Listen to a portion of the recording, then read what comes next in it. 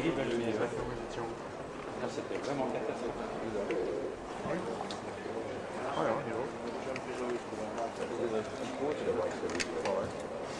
Nu is het gewoon met een draaiknop. Ja, fijn. Zoals je hebt iets gezegd van Innovations we meet every year.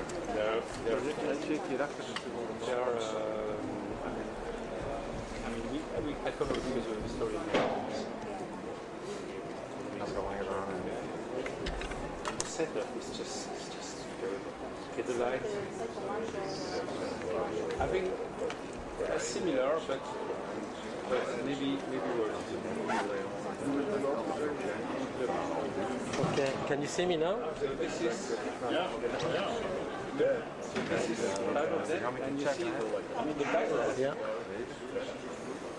And the background, which is flame, it's actually behind it. It's not fire. So what you put the background? Ja, nu heet het M4P2 switch. Red and everything. It was just terrible. Okay, I will throw away that other cable then. We'll think about it. And it has been months to organize this. Ja, maar die verdwijnt toch wel niet. Okay, that's fine. Thank you.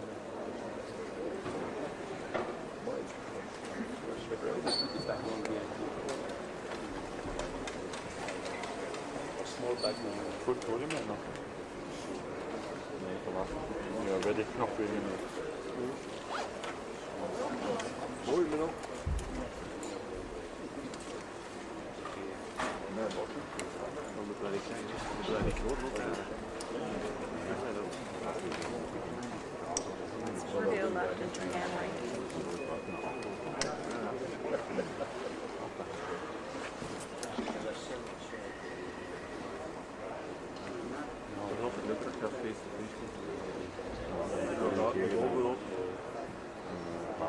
Wat dingen waar dan wat niet over doen?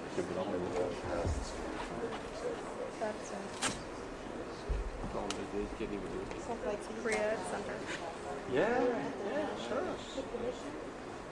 Yeah, sure. I mean, they can make it better. Nee, maar dat heeft niet weer.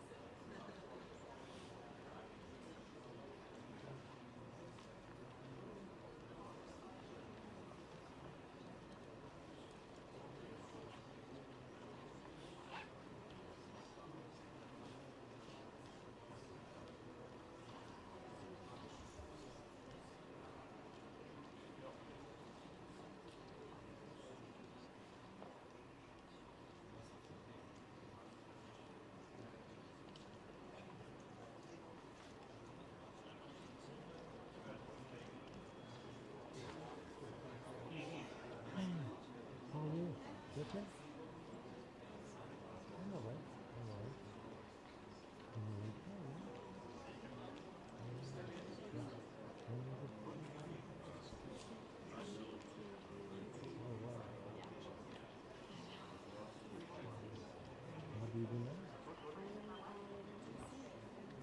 Nice.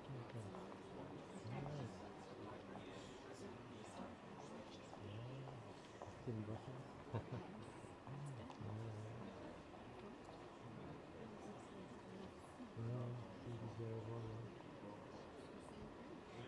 Well, some people left, but yeah, TV side, some people left. I don't know who was around at the time. Of course, she's gone. She was one as well. Yeah. Oh, he left Brussels, by the way. He's in New York now. Yeah. He got, well, he got married, but I know, but I don't think he works for one. I don't think he's got the documents to be allowed to work here.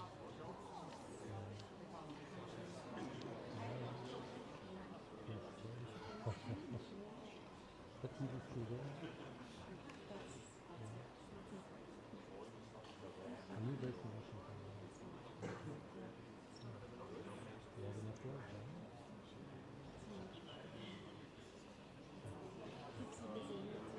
Yeah, oh, every morning you wonder what the news is. Well, I had to do some extras of the headquarters, so it was early in the morning, so I was here like 7:30.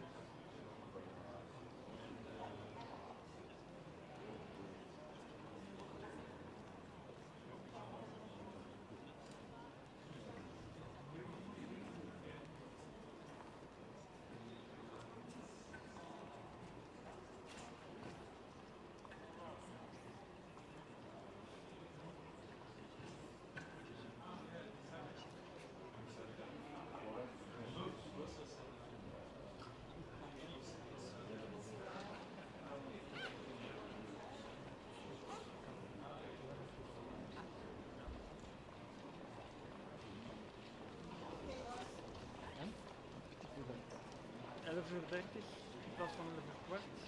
Ze gaan niet meer binnen in de, met een nieuwe permrep. Hij gaat hem rechtstreeks daar ontmoeten, daar handjes schudden en komt hem naar hier in de zon. 11:30. Ja, ja, maar dat doet hem niet. Hij ging eerst handjes schudden met de nieuwe ambassadeur naar binnen. Een straat.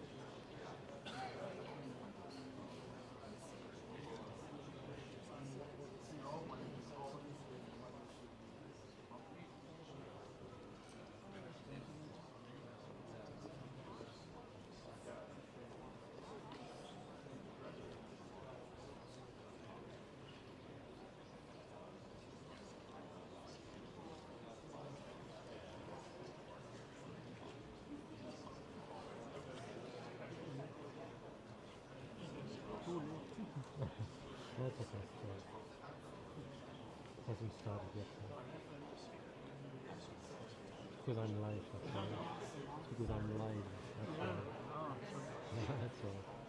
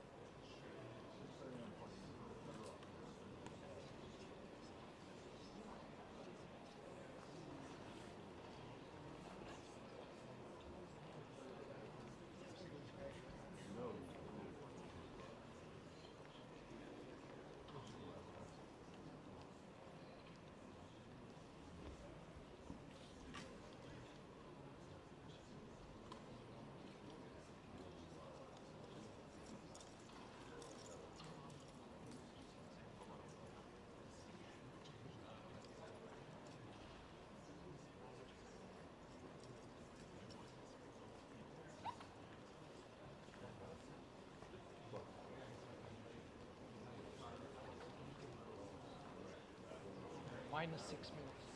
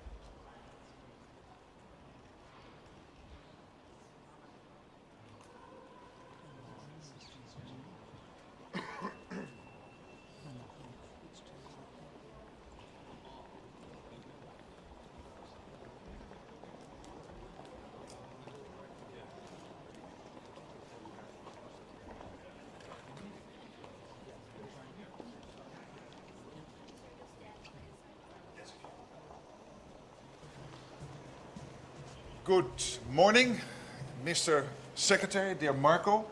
A warm welcome to NATO, your first Foreign Ministers meeting. But before I continue, let me express my condolences about the 4 US soldiers who died during exercises in Lithuania.